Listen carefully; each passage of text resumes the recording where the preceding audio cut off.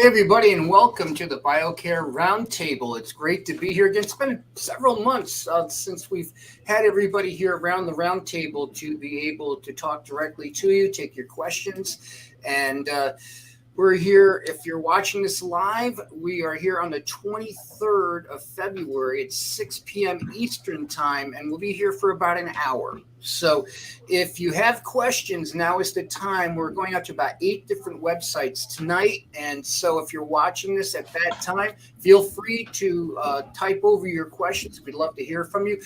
The subject that we are focusing on tonight is cancer and cancer treatment. So try to keep your questions to that subject matter. And folks, I'm Kevin Gallagher, just in case you don't know who I am. I am the CEO and founder of the Truth Be Told Radio Network. And we've been on the air going, in April. It will be 5 years that we've been on the air, and we broadcast 24 hours a day. As you saw in the open there's a lot of different ways that you can listen, that you can interact with this radio network. And I want to get right to Dr. Rodrigo Rodriguez, who is the co-founder of the BioCare Hospital in Tijuana, Mexico. And Dr. Rodriguez, it's good to see you again. How are you, sir? Oh, it's fantastic to be with you. I think it's a great opportunity for us and for everybody watching or listening to be able to communicate in such a direct way. Thank you for your generosity and your organizing meetings like this. Now, it's important to me that you can go and introduce the doctors that we have here on the panel tonight. Could you just take a few moments and do that for us, please? Oh, I'll be very happy. Let me begin for ladies first. Dr. Romero, Melba Romero. He's a physician with us for many, many years. I lost count of how many years, Melba, if you can tell us. But it's been a More long than 30, time. about 35. Yeah. And she's one of our senior physicians. She's been with us for a long time. And cancer is probably one of the subjects that she knows the most. And that's why in today's meeting, where we want to talk more about cancer, because I know many people out there might be having problems or thinking of this type of a problem, we want to address everybody and probably shed some light on all the things we can do, all the things that we can add on to our cancer therapy, and what is very important to me, how you can prevent it or early diagnose it so you can have the best results. Then I'm going to go to Dr. Arteaga. Dr. Arteaga is one of No. the youngest physicians with us, and nevertheless, she has had a very interesting curriculum and very much into integrative and complementary medicine. And I cannot tell you how much how happy I am that she joined the group and brought not only a lot of fresh air, but also, in spite of her youth, a lot of expertise to the table to handle patients in a more wholesome, thorough way. And of course, Dr. Vasquez, who's Hi. also kind of many years with us, many, many years. And he has handled a lot of cancer problems, but also a lot of chronic fatigue syndrome. He's one of the pioneers in handling uh, fibromyalgia and chronic fatigue syndrome. But also, he's kind of made a niche in cancer therapy, particularly in what refers to prostate cancer. So I'm very happy to have them all with us today, and very proud that we have the opportunity to interface directly with people. And once again, thank you for getting these meetings going. You're very welcome. And I'd also like to introduce two of our hosts from the Truth Be Told Radio Network. That's Pastor Bill and Kathy Farr. They have a program on the network every Tuesday night. It's called Look Up. And folks, why don't you say hello, Bill and Kathy? Just very briefly tell them a little bit about your program, and then we'll get things kicked off. Well, we do a variety kind of program. Variety show. Right, yeah. We interact with one another, but we do news that's not widely reported. We do some end times news, and then we do either a question that someone may have asked about the Bible, or we do a study on a particular subject in the Bible, and that pretty much covers an hour worth. So, Easily. yep. Yeah, fantastic. And Dr. Rodriguez, let me just start things off. And folks here on the panel, feel free to jump in whenever you like if you feel like you have something you really need to get out there or add a point to. Dr. Rodriguez, let me just start with this question about cancer and treatment. What do you feel is the biggest misconception that people have about cancer and its treatment? Well, that's a very good question.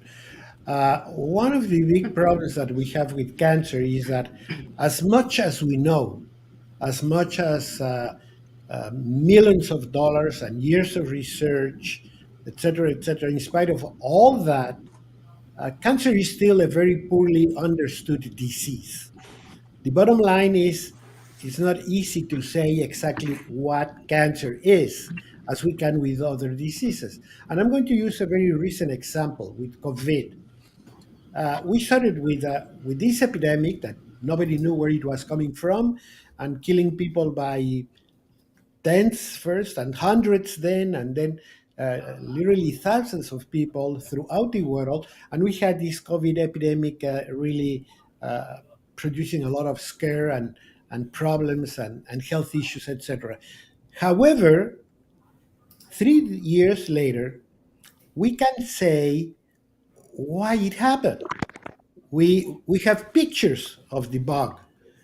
This is now we can say, well, look, this is the culprit. This is the virus. Look at the pictures. We call it coronavirus because you can see all these spikes. You can see a lot of things. In other words, we have learned a lot about what COVID is. Not only that, but now we have a vaccine. Now we have a lot of ways to treat it, and gradually we started conquering once deadly disease that was threatening everybody. Well, we have gone a long way in only 3 years. Cancer has been researched for many, many, many years, and we're far from having a full understanding of what it is. And that makes it very complicated. Yes. It makes it also very complicated because one thing that I have to insist all the time is cancer is you. In other words, a cancer cell has your genes, your name, your last name. It's a human cell that belongs to your body. It is perfectly identifiable with any other cell of your body, except that this cell is doing weird things. And those weird things is what we many times try to fight against, etc. But trying to destroy that cell is not easy because, after all, it's part of us.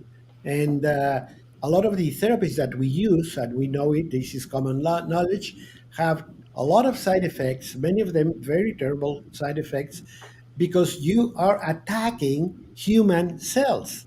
Very different than when you're attacking an infection.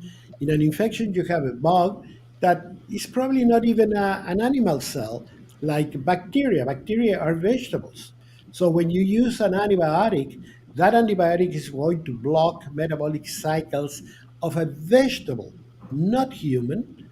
So many times you can give antibiotics and have no big consequences because our cells do not suffer. But when do you use a cytotoxic, which literally means a cell poison, to try to kill a cancer cell, you're killing every cell, or you're threatening every single cell of your body. All those conditions have made it very complicated. And last, but very important, we have completely disregarded that we are a very dynamic body. We were created in perfection with a lot of systems to fight off and to heal, but we don't pay attention to them. We feel that the doctor, the hospital, the pharmacy is going to be the answer. Well, think again. We have a lot of resources that, if we can uh, put Right. into action, they can help us to reduce the severity of the disease, the length of the treatment, make it more successful. and make it cheaper, make it you can get a lot of advantages if you just take all these facts into consideration. Yeah, it's amazing. One thing Right. that I'd like to run by the group.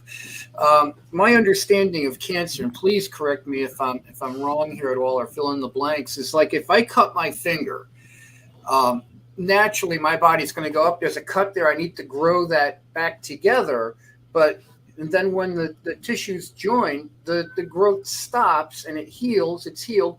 But with cancer, if you went back and you join the two parts together, it just keeps growing. It doesn't turn off. Is that correct? I couldn't have said it better myself.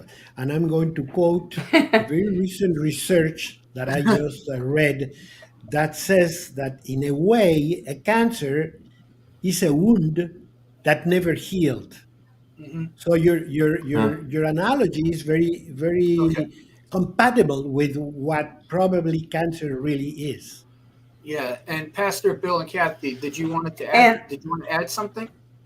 yeah, I have a question. I've been hearing so much about all the different things that can cause cancer, many of which are viruses that maybe you had years ago. So, is that true? And does that complicate the treatment?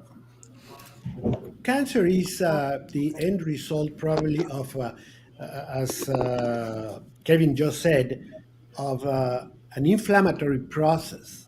Hmm. Now, inflammation is a normal response. We couldn't be alive if we didn't have inflammation as a protective system. Hmm. But sometimes that inflammation goes wrong, and we just keep with a constant inflammation, chronic inflammation, that's going to bring the environment to produce a cancer. Now, what brings inflammation? Many things can bring inflammation. Certainly, trauma, like when you get your fingers in the car and or with a hammer, Hmm. but also a lot of bugs and viruses have been associated with cancers. Like papilloma virus has been associated to cervical cancer. Hepatitis B and Hmm. C have been associated to cancer of the liver. Uh, Helicobacter pylori to stomach cancer. So, yes, there are many viruses that have been very closely associated to the origin of cancer. But in all the cases, the bottom line is a chronic inflammation that does not cease to be active. Yeah. And that creates an environment where cancers can develop, because chronic inflammation can bring cellular mutation, can avoid self-destruction of abnormal cells, which process called apoptosis, that can be inhibited during the inflammation, and many things that happen around the inflammatory process, that when it continues to be there, it can trigger the development of a tumor. And Melba, I think you wanted to jump in. What did you want to add about this? Well, I just wanted to mention about the infection factor, and Dr. Rodriguez mentioned the human papilloma virus, for which there is a vaccine, hepatitis B and C viruses that relate to the development of liver cancer, and H. pylori, which can also be prevented and treated for gastric cancer. And there's another virus which is called Epstein-Barr virus, which is linked to certain types of lymphoma. So those infections can actually be prevented. And at least for two of them, a vaccine already exists. But those are in the area of infections related to cancer. But there are other situations that we can also prevent and treat, like there is this test that is called A1C hemoglobin that relates to diabetes or pre-diabetes. Hmm. This test in people as young as 25, 30 years of age, in which you wouldn't expect a cancer to develop or diabetes. But people that age are presented fasting levels of hemoglobin one AC already in the pre-diabetic levels, and those levels abnormal or elevated H1C hemoglobin A1C elevated levels can relate to adenomas of the colon. So it's in a person as young as 25 or 30 years of age, or even 40, that have elevated hemoglobin, glycosylated hemoglobin. They should be screened for colonoscopies for adenomas of the colon, Wow. because it relates to that. And what's happening with that, Interesting. very bad health habits related to diet and lack of exercise can promote this situation, the elevation of hemoglobin A1C. So this is a very important test to be screened if we're as an inflammation marker. It's So pretty that's very fascinating. important. Yeah, it is. And Uh-huh. Dr. Ortega, do you want to chime in here? Well, trying to go ahead, trying to just continue what Dr. Romero was saying, doing a prevention in the glycohemoglobin test should be not just for older people, but in younger people too, because the lifestyle that we have nowadays has changed in the most recent years. You can say the past 20 years. And it has also a genetic component, or you have a risk factor of genetic, and also the lifestyle that you're having will lead to higher levels of this glycohemoglobin. And of course, there's factors that you can modify, like she mentioned, diet, that will decrease those those levels, and also prevent from for you to have some cancers. So if you can stay away from the sugars, just do it. Don't hesitate on not having any sugars in your diet. Yeah. And That is the finally, hardest thing. yeah. Let me get one more doctor in real quick here, and we can move on and circle back to cover some things. And that's Dr. Vasquez. How are you, sir? How you doing I'm today? fine. Good to see you. Good to see you. And what are your thoughts on what we've been talking about? Well, definitely, the baseline here is the inflammatory process, and as more inflammation that we don't address properly, this definitely will create more free radicals into your body, and definitely cellular changes. These cellular changes definitely it can branch into two conditions, malignant conditions or non malignant conditions, which we know as chronic degenerative diseases. Uh, the problem here is sometimes we live with inflammatory process and we do nothing. There are doable things like doing diet, as Dr. Romero mentioned, exercise. Try to be exposed less to foods that are chemicals. You have to do more natural approach for this. And definitely our environment has changed a lot from in the last year. So we are more exposed Yes. now Mhm. to radiation, pollution, bad water. The way that we eat is definitely terrible. And uh, here at the hospital, we focus a lot on teaching the patients how to eat properly and the right supplements to eat, and of course, doing the right treatment based in a more natural solution for them. Not that the remedies that we offer here can be more worse than the disease they have. And excellent. And That Pastor I guess would Guillen, go ahead.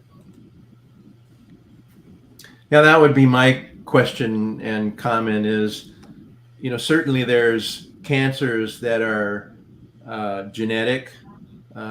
We get them from our parents. We get those diseases, whatever we're predisposed of. But also, that's a huge environmental situation, and we see cancer exploding almost to an epidemic rate, Mhm. even in younger people, children especially. It just makes us cry when we see some of the things that happen to children. And certainly it's things that we've done to ourselves. And, what do you do with that? And now we have this train that derailed and toxic fumes are going into the air and into the water systems. And, how do you protect yourself and try to avoid those things? Okay, Just, Kevin, if you let me Please do. get in here, I want to get in here because what Pastor Bill is saying is absolutely true. You said a number of real big truths. Cancer is growing, not because we're living longer, but it's getting more and more prevalent on people. It's appearing in more and more younger people. And nothing can break mhm, more our heart than when we see a young person getting cancer. For two yeah. reasons: because we want our young people to be thriving, not sick, and also because the younger you are, the more aggressive the cancer is. Actually, Mhm. if you look around, and you probably have friends that unfortunately had a person at a young age with cancer, the cancer is a lot more aggressive. I go back again to what I said before. The cancer is one of your own cells. If you're very vibrant and strong and thriving, your cancer is going to be strong and thriving. And if you're 90 Mm, years old and you develop a cancer, it's going to go a lot slower. It keeps our pace because it's uh, part of our own body. That is very important. mm, And yes, on one hand, we have certain cancers that I don't know, we might not ever be able to get rid of, or there's going to be always genetics and all those things involved. But let's be frank, it is our lifestyle that has changed over the last 50 years that has produced what we're looking at. Now, I Mhm. want to get a little bit into Pastor Bill and Kathy's environment and use some arguments that I think we have very, very, very simple. Uh, if you read the Bible, we were given the foods we should eat, period. Going to make it Mhm. short. yeah. I could go to a Hmm. lot of points where it says, I give you this fruit and the seeds thereof, and I give you these animals for you Mhm. to eat, etc. Everything is described. Actually, some people say that Leviticus is the first health book ever written. And if you read it with a little bit of care, you're going to find a lot of wisdom. We're not doing any of that. Mhm. Any of that. Yeah. As Most simple as people that. are not, right? Yeah. No, but it is in general our society because, for example, we should lay the land to rest every seventh year, and that has right now makes a lot of sense Mhm. Yeah. because it allows the soil to replenish and to be rich in Right. nutrients. We don't do that. We actually do the opposite. Hmm. We push the land to give and give and give, Yes. and what we do is put chemicals and fertilizers and this and that, and we Mhm. get two things. We exhaust the soil on one Hmm. hand, Yeah. poor soil, poor food, poor us. That's one. And the Yeah. other one is the foods do not have any content. We're having very, very Mhm. simple foods. So when we're Yeah. and then you add on our present habits. We eat and eat and eat and eat.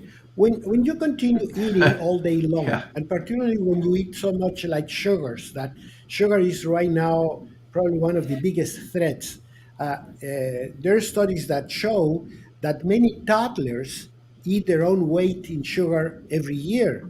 So Oh that's my. absurd. Wow. And what happens with all this sugar is Yes. there's a point where the body cannot handle it. And the body defends itself by blocking the entrance of sugar into the cell. And that is what's called insulin resistance because we eat right now, Mm. in an hour, in a half an hour, and then a sugar bar, and then a candy, and then an ice cream, and then we have lunch, and we have white bread, and etc., etc. We go all day long. So we raise the sensitivity to insulin in this cell. What the body does is produces more insulin, and the more insulin it produces, the faster we're going to go into diabetic condition because the pancreas starts failing altogether.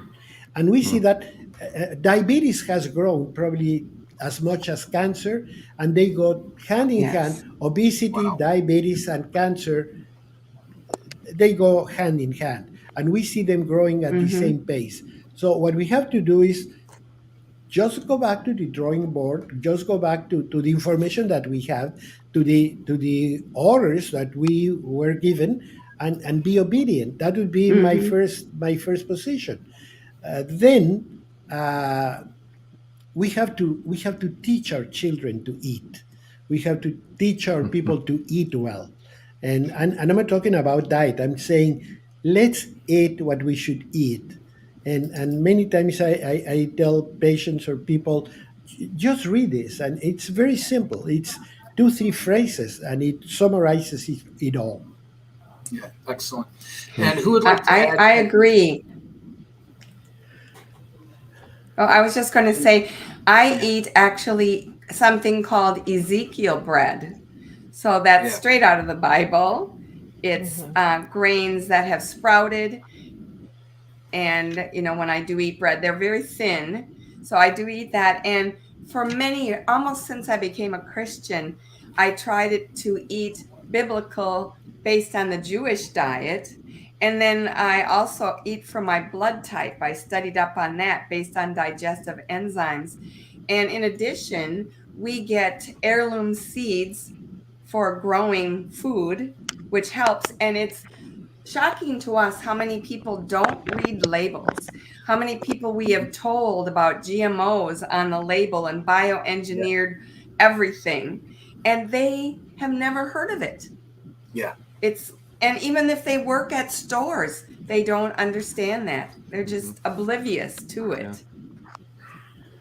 Yeah, it can't be good for you. Anything that you can't pronounce can't be that good to put into your body, And that's the first thing I look for. And then I've tried to purge as much of sugar as I can out of my diet. Even having just 2 or 3 cups of coffee a day, you look at how much sugar you'd actually go through just to put a little bit of sugar in your coffee. It adds up. Hmm. It's incremental and it adds up. So I've gotten rid of the sugar, and that's good. In any little way that I can do that, because it seems like with cancer, it's an uphill battle, and it seems to be generational. Sometimes it looks like it skips a generation, so the grandparent has Hmm. it, then it goes to the grandchildren, seems to skip. I've seen different patterns of those things, and this is like one of those things that I can tell you that I absolutely hate, because I've seen loved ones, friends die from this, and it's never pretty. It's never uh, peaceful. It's a horrendous death, and it just really sickens me. And it seems like an uphill battle that doctors have to do to, number one, uh, do what they have to do to take the steps necessary to limit the amount of risk that they have of getting it. And what I'd like to throw out to you doctors is, what can we do in light of genetic factors? If it's something that runs in your family, what are things to look for? And let's go to Dr. Vasquez first. And what are your thoughts on that, Dr. Vasquez? Well, first of all, I want to say that God is my witness of the wonders of Yeah. natural medicine has done to our patients. Mhm. Uh, the only thing that the Hmm. body needs is the raw materials, so Mhm. you can start healing from the inside. It's like when you buy a brand new Ferrari and you give the Ferrari the wrong fuel, it's gonna run like crap if it is Yeah. run at all. And by giving the body the natural, the good food, you are gonna restore different functions into your body, and you are gonna help the body produce healthy cells. in the case when you have a family background of diseases, especially cancer, you have to sit with your family members or with your patients and explain exactly what foods they need to avoid. Needless to say, is foods that contains preservatives, chemicals that are Mhm. artificially made, or juices that you can buy in the store that contains a lot of sugars. Yeah. You have to offer a program based on healthy foods in order to prevent, in the scenario that you might have inside of your body the genes that can trigger cancer, to prevent a loss, at least to prolong that development. Excellent. And Mhm. Dr. Ortega, what are your Well, thoughts? well, you mentioned something very important. There's genetic factors that we can not modify, like, well, the genetic factors are there, but you mentioned something important. Along with the Yeah. genetic factors, there's traditions, and our culture is different from some other people. So changing that, knowing that sometimes our culture or the things that we do are not the best things to continue, that's one way of preventing. And well, it has to. Um, I agree with Dr. Vasquez. So first of all, you need to agree or know that you need to make a change in the way you eat, the way that you exercise, or how many toxins you introduce to your body, and that should be chemicals in our foods, in uh, pesticides, or some other well, what we do every day. And That's Dr. one way of starting. Yeah, and Dr. Romero, what are your Yes. thoughts? Mm. Well, genes, what is in your genes is not a sentence. It's Yeah. not a sentence. It Huh? doesn't mean that you're going to have it, whatever. No, Right. no, that is not. Mm-hmm. But we need to focus on what we can prevent, which is we know that cancer is more frequent in people that older people. So we older people need to take good care of ourselves. Go to your doctor, do blood tests, have a well, that for one. Go to the doctor and be checked. Older, being obese, not having your proper weight affects a cancer development. So, having obesity, smoking, cigarette smoking. We know that cigarette smoking increases different types of cancer by 30% in the whole world, and Uh, illness related to cancer and death related to cancer, 30%. So, like, if all the world stopped smoking right now, we would decrease cancer in 30%. So, that's quite a bit. So, wow. the smoking, Mhm. not eating a healthy diet. It doesn't mean that we need to be extremists. No. Diet extremists, no. Moderation is the word. So we need Mm-hmm. individually to plan our diets. Maybe we're pre-diabetic, so we need to stay away from sugar, but not totally. We all like sugar, but let's pick the right type of sugar for Yeah. us. So, and the other one, extremely important, and that has been proven that it's the only factor that rejuvenates us is exercise. So those 5 areas we need to look into, and we can really make a difference. And of course, everybody is different, so we need to see the individual requirement and needs of every person. Those That is very important, and I think that those areas we are really areas that are not impossible to work in. And I didn't mention alcohol. Alcohol is also an agent that decreases the immune system, and that can increase the risk of certain types of cancer. So those areas are very realistic, and we can focus on that. The other thing, a little bit separate, is that inflammation is part of life. We are all alive, so we all have inflammation. It's even called inflammaging. There is that concept, inflammaging. So how can we handle that? We're all alive. So inflammation means the production of something called free radicals, which are byproducts of the normal metabolism. We all produce them. So how can we handle that?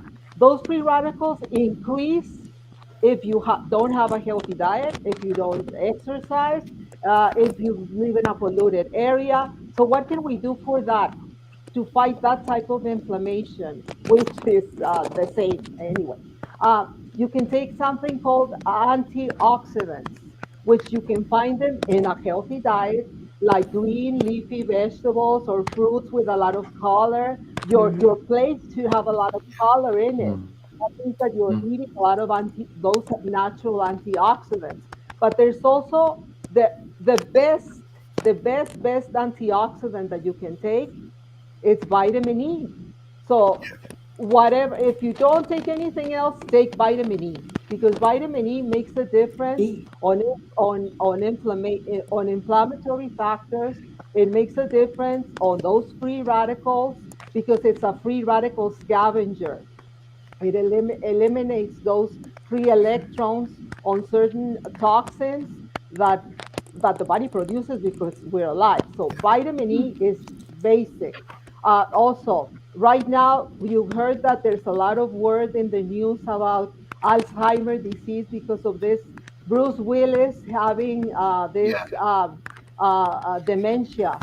Okay, so he has this frontal temporal dementia. It's a very it's a fairly common type, but not as frequent as Alzheimer dementia or the different types of dementia. This is like a rare to a certain point. So I was curious about that, and where did it take me? A lot of medical studies, investigations to vitamin E.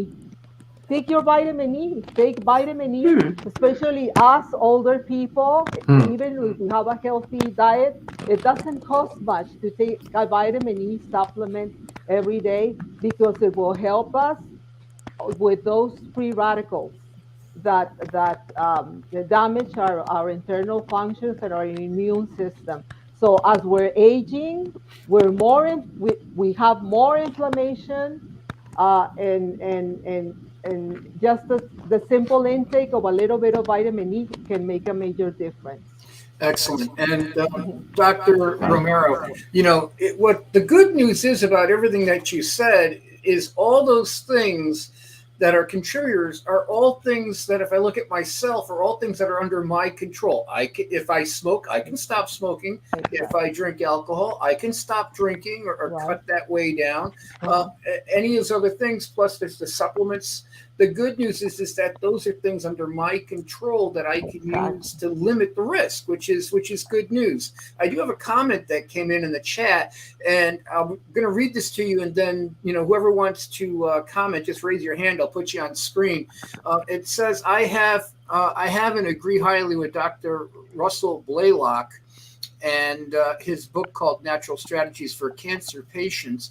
Mainly deficiencies and unbalanced gut flora seems to contribute to most cancers. Who would like to tackle that? Dr. Romero, go for it, and then I'll go to you, Dr. Ortega. All of those things, an unhealthy diet, smoking, cigarette, not exercising, everything that I just mentioned, the Yeah. lack of antioxidants affects the gut flora. The intestinal flora, or the normal probiotics, it starts in the mouth. It starts right here. Mm-hmm. So also the dental health is very important. If you smoke, You will alter the pH on your mouth if you will alter the bacteria in your mouth. Hmm. So it adds up to the same thing: a healthy diet, like the intake of fiber, natural products that we find in nature, the intake of antioxidants will make a difference in the intestinal flora, definitely. And it starts in the mouth. So whatever you put in your mouth, it will affect it. Amazing. And Dr. Ortega? Well, what happens is that the intestinal barrier is impaired, so the intestine works as a barrier.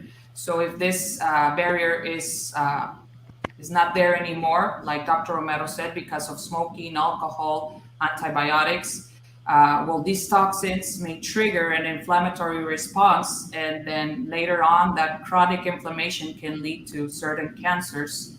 And well, because there's a toxin overload that it's going into our bodies. And let me jump ship here, change gears, go back to Pastor Bill and Kathy, and you get to ask the next question to the group. So I do. I have actually two questions. Go for it. One is there any sugar that would be okay? As Dr. Romero said, we do like sugar, and so is there like raw sugar or cane sugar or something? The second question I had was relating to water. Some people, they're on well water, which is not too bad. Some are on city water. Some don't know what their water is. Is there a water filtration system that people should get to filter their water so that they're actually drinking something that's healthy for them? Let me jump in here, Kevin. Go right ahead. Let's talk about a little bit about sweeteners. Let's not call it sugar, just sweetener.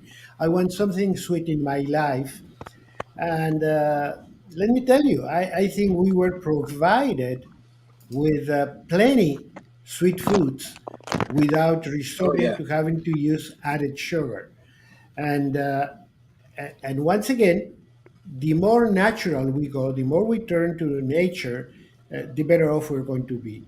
So we have honey, and of course, brown sugars or molasses are going to be a lot better. I have been teaching at the University of Baja California Medical School, and there's a class when I talk about all these subject, and I do is I put wheat, I put honey, I put molasses, I put all these things together, and I say, just by taking a look, what would you say there is the common thing in all of them? And some people catch it up immediately, some people never see it.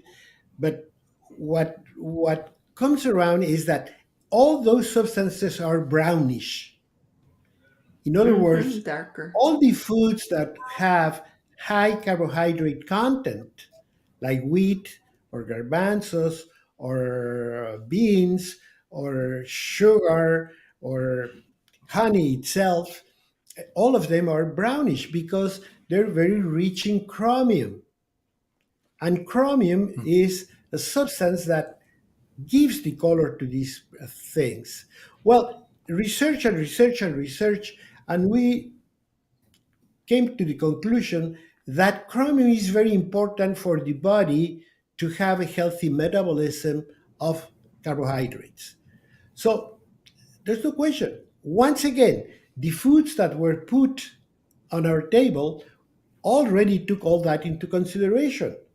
The problem is we buy sugar from a factory that has made Yeah. everything possible to make it white and refined.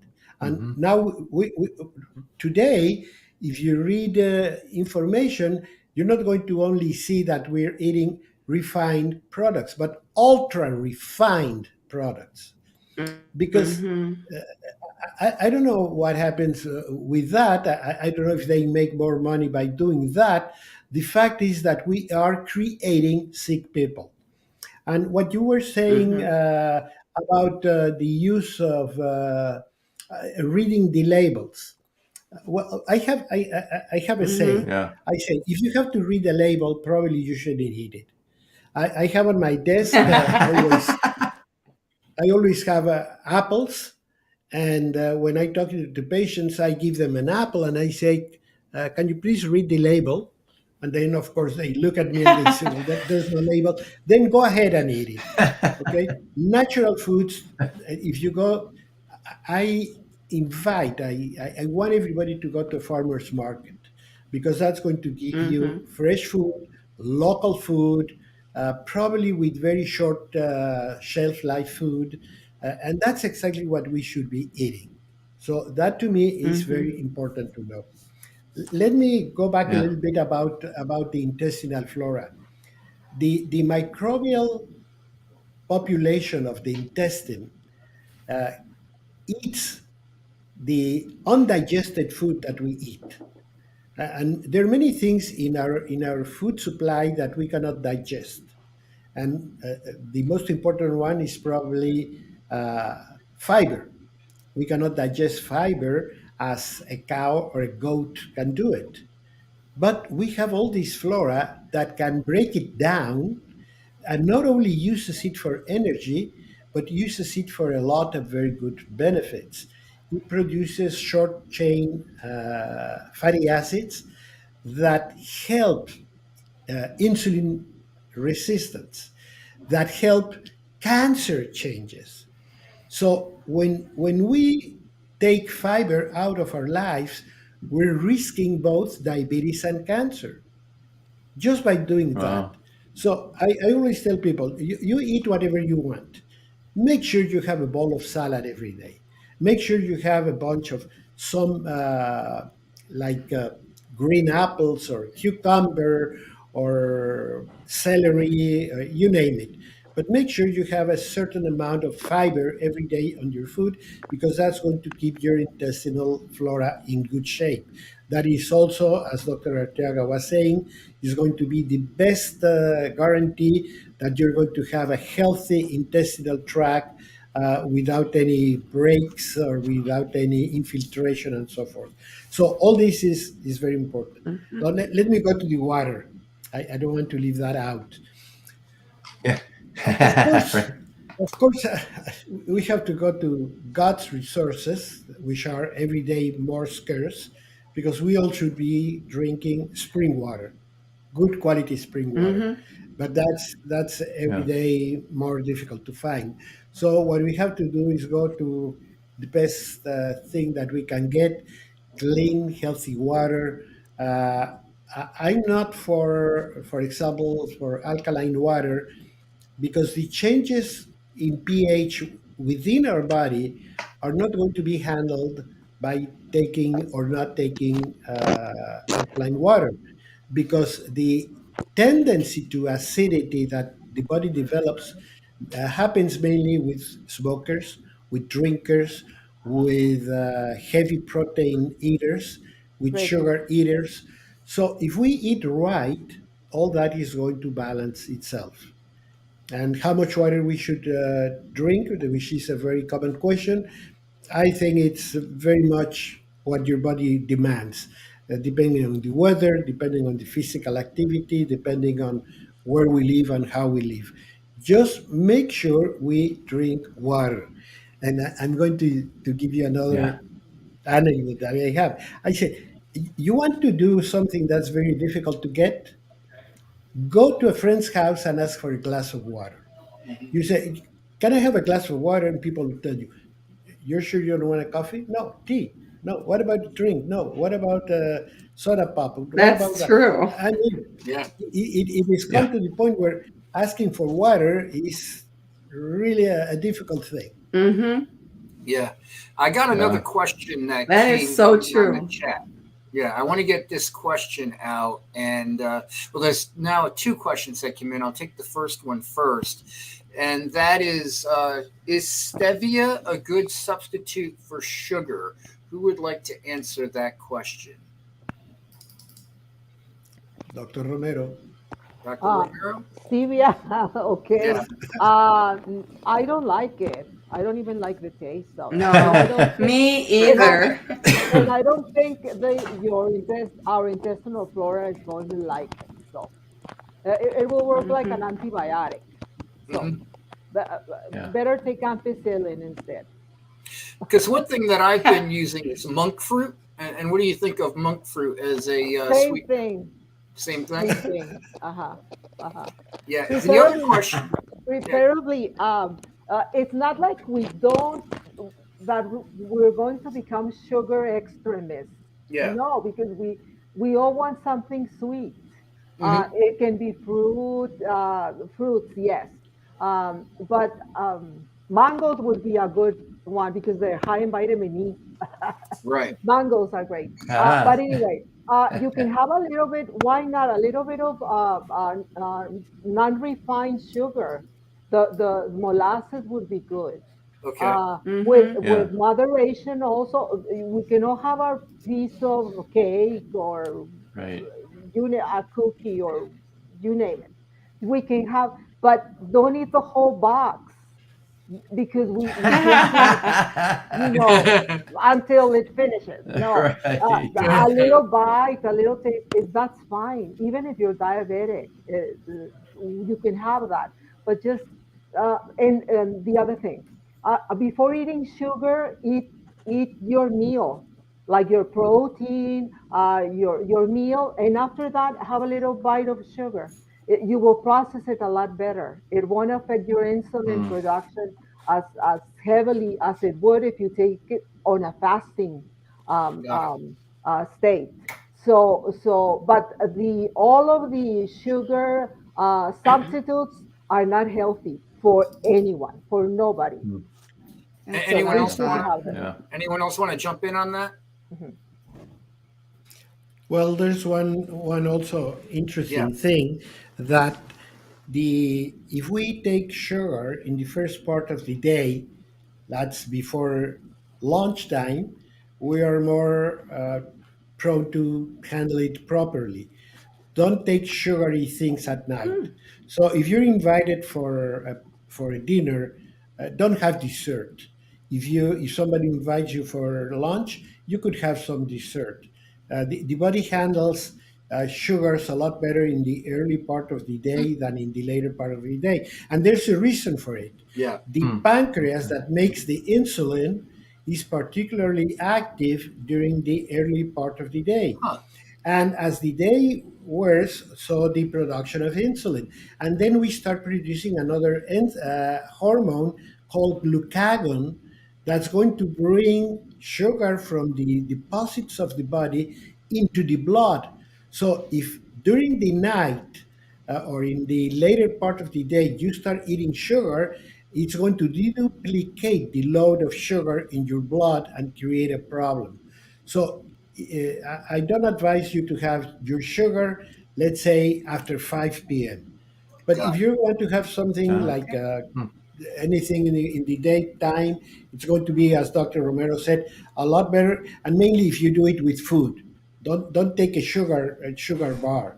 It's going to give you that boost of sugar, but then it's going to create an insulin rush. So don't do it. If you really think you need something in the middle of the day, once again, open the Bible and take something natural. What about a banana? Yeah. Yeah. Yeah. Yeah. And I got another question that came in on the chat. I want to get this out to the group. And it says, can heavy metals contribute to cancer or dementia? And how can you chelate it from the body naturally? Get it out of the body. Who wants to handle that?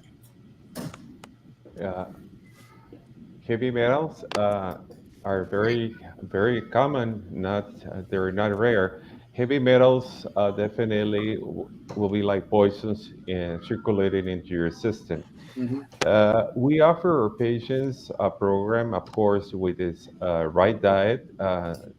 For example, we use chelation therapy program that can help pull out of the body the heavy metals that are definitely will transform uh, your body into a pool of free radicals. As remember what we discussed before, the more radicals you have, the more rapid deterioration of your cells. So the point is good diet and treatments to remove the free radicals out of your body, like chelation therapy programs, doing hyperbaric oxygen treatments, doing many of the Hmm. good things that we're doing here. Excellent. Let me jump Hmm. back to Dr. Rodriguez, and then please, the other doctors that are here, please jump in. We're right now in the first quarter, still early in the year 2023, as we do this show. How has cancer treatments improved? If you look through the centuries, my grandmother died of breast cancer back in 1977. That's what it says in our death certificate, but the cancer had spread everywhere. Brain, you name it, it was everywhere. And they really couldn't do too much to stop that. So when you look at 1977, you look at 2023 and the years in between, what's changed? What's helped increase the survival rate for cancers, no matter what type? I think the most important thing, and this is my way to address, and you give me the opportunity to tell people this approach. My approach to cancer is three steps. One, don't get it. Try to do everything in your lifetime to avoid it altogether. Exactly. Second, if you're going to have cancer, get as early diagnosis as possible because the sooner you find out, the better off you're going to be. And third, be very complementary, very integrative when dealing with cancer. And with your question, what I want to tell you is what has changed. What has changed probably is a much better culture, a much better idea of uh, awareness and vigilance to diagnose it as soon as possible, like pap smears, Mhm. checking your breast, and so on. I always tell people that I have seen when you're at the airport that the pilot gets in the near the airplane and just walks around and takes a look to see if there are no any leaks. Probably kicks the tires, or I don't know what they do, but they just take a general look. That's what we have to do. I tell people just about once a week, take a good look at yourself, see what's where. And with time, if you notice anything, well, it's time to take a second look or even to go to the doctor. Make sure that you oversee all your functions, that you have good bowel movements, that your appetite is good, your energy, your sleep, your etc. Keep an eye on you because that's going to let you be aware of any changes that might happen. Because the earlier you find you have a tumor and the earlier you find it, the easier and cheaper and simpler it's going to be and more successful, Mhm. which is the most important. That's what has changed. And I have seen, for example, but I have to go through individual cases, unfortunately, not to general population, but with some individual cases where an early diagnosis made all the difference. The problem is that in the general population, our biggest problem is what we already have discussed, which is an overwhelming amount of new cases that arise every single day. Amazing. Who else would like Mhm. to comment? How about you, How Dr. much Romero? time do we have, Kevin? Uh, we can go another couple of minutes. It's no problem. How about Dr. Okay. Romero? I just have a. Oh, And then we'll get back to you, Kathy. Dr. Romero? okay. Okay, it was regarding the heavy metals or No, that's how has cancer treatments improved? oh, okay. I need some vitamin E myself. Okay, cancer treatments, more than the treatments improve, um, it's more the preventive type because like we are now seeing a decrease in gastric cancers because of the H. pylori detection and Huh. treatment. That's a bacteria that is associated with the development of gastric cancer. And we are seeing a decrease in cervical cancers because of the papilloma virus vaccine in younger girls and boys to prevent that infection. And so, in that way, I think the treatment is positive because prevention is the name of the game here.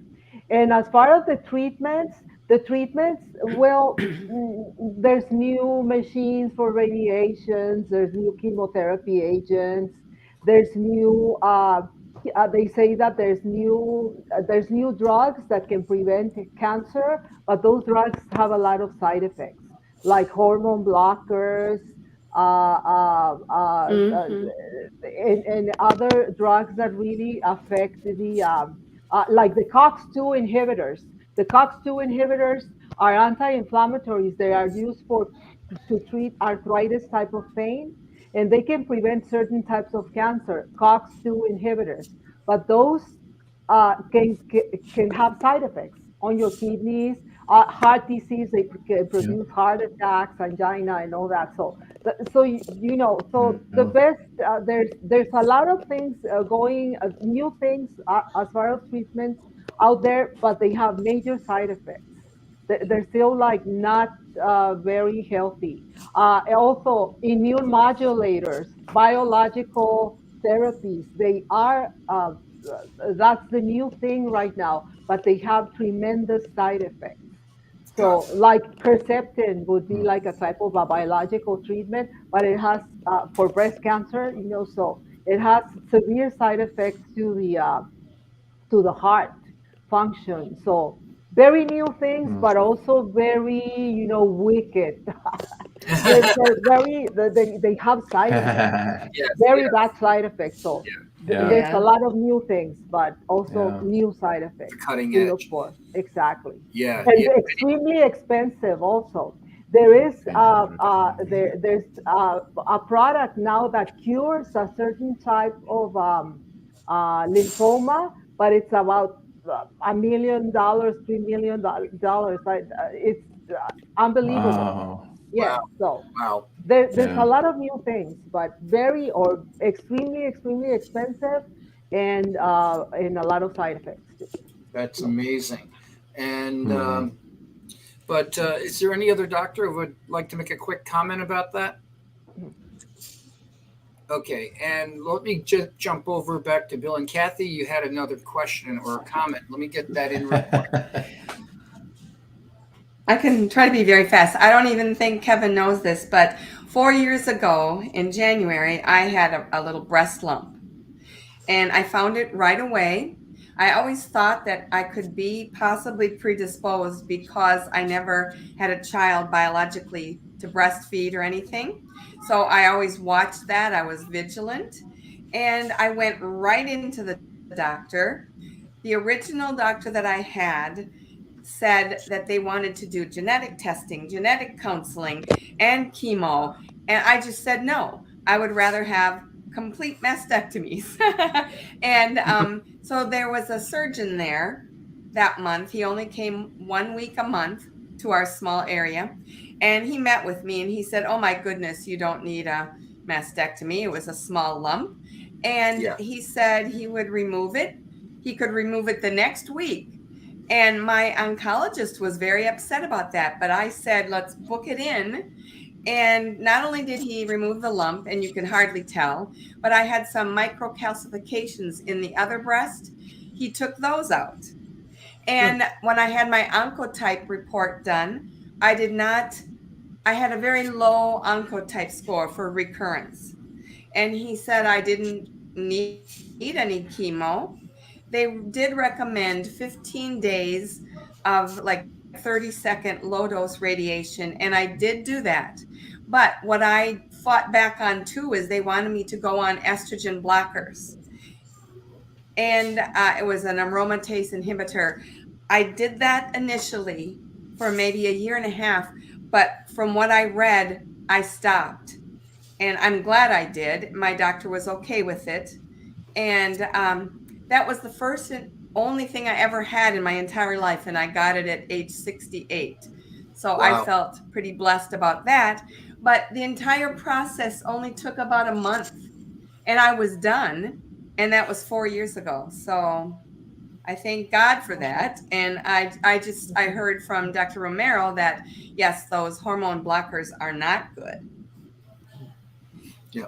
Excellent. And Dr. So I guess Rodriguez. that's what I wanted to just comment. Yeah. Thank you. Dr. Rodriguez, your reaction, and let's get some final comments and we can wrap this up. We can't hear him. You're muted. Okay, sorry. Sorry about that. Okay, no, I think this is the perfect closing for a program like this Yeah. because Kathy is telling us exactly what I'm telling you. Avoid cancer altogether if you can. Yep. But if you can, you said the word, be vigilant. Not only if you have any background or any genes or anything that you know, just be vigilant. It's a good practice. Make sure you know how your body is and how it functions. Yeah. Because if you find out early enough, the results can be outstanding, very successful, Yes. Yeah. and you're going to get those at a very low cost, very low suffering, very low everything. So just let's be Yeah. watchful. Okay, don't let anybody else tell you. You have to know your body. You have to help your body. You have to self care, and if Right. you Yeah. self care, everything is going to be possible. Excellent. And let's get Right. a And final. like the oncologist wanted me to wait and have all that counseling and testing and all this. And I just knew inside that wasn't the thing to do. Well, good for you. Let's Great, get great. some final comments from some of our doctors. Let's start off with Dr. Vasquez. And what are your final thoughts for the evening? Yes, in the cancer management, the key is to treat the whole body. You're not going to use chemotherapy or radiation or hormone blockers. Is to treat the whole body. This is one of the things that most of the medical doctors are not doing because they see you as a number. Right. And for this reason, they give you a cook recipe with this, and that. In my Yeah. perspective, in my experience, the best approach is when we treat the whole body with all the things that we mentioned: diet, supplementing your body, taking care of your intestinal flora, etc. Excellent. And let's go to Dr. Ortega. Always try to choose the healthy choices, physical activity, do a good diet, stay away from tobacco, stay away from the alcohol intake, do prevention instead of waiting until you have the disease. Excellent. And Dr. Romero. Well, prevention is the name of the game. So let's be realistic and do what and control what we can control. That's one. And there's some. I'm going to leave you some homework. About 2 or 3 weeks ago, they found fossils or a frozen one or Yeah. something like that. It had cancer. Okay. So what Oh my. Wow. was doing that millions of years ago? So it had cancer. Wow. So we're not, Yeah. like nobody is free of facing a problem like that. So let's control what we can. Yeah. Excellent. And Pastor Yeah. Bill and Kathy, final thoughts? This has been fantastic. A lot of great information, and we really appreciate BioCare and Yes. the information you have on the holistic approach, not Right. just throwing chemicals at somebody, but looking at their health and what they eat, and the things that really make a difference with a person's health, Right. and that's so appreciated. I agree. A Excellent. pleasure. And Dr. Rodriguez, why don't you give people a little bit of information about how they can get in touch with BioCare, the doctors, find out more information about what you find people do, and we'll wrap it up from there. Okay, we have also a program with Truth Be Told Radio Network that broadcasts every Friday night at 7:30 p.m. Eastern Standard Time. We're live stream to uh, the platform of your choice, and we're available. All the doctors, myself, and all the doctors that you have heard are available. You can give us a toll-free call. It's a free call altogether. You can send us an email. You can give us information. You can ask for guidance. You can ask for advice. You can make a comment. In other words, we'd like you to follow us, to be with us, and we hopefully can make a change for better in your life. Excellent. And I thank you very much for joining us here on the program tonight. I'm Kevin Gallagher. I thank you for joining us. And folks, you can hear, like he said, you can hear the BioCare Healthcare Show, the Integrative Healthcare Show, every Friday night, 7 p.m. And then that show replays at 9:30 in the morning. You can also get the podcast of that. You can go to our webpage, which is truthbetoldnetwork.org. Click on podcasts and you'll see the 12 different ways that we get the podcast of our shows out to you. And that's a free download. That's free to you. Folks, I'm Kevin Gallagher. I thank all the doctors, Bill and Kathy Pastor Bill and Kathy Farr, and we thank you for joining us here on the program tonight. Please tune in again next time. We'll be here next month on the 16th, and join us then. Good night, and God bless you. Good night. Bye. Good night. Bye. Bye.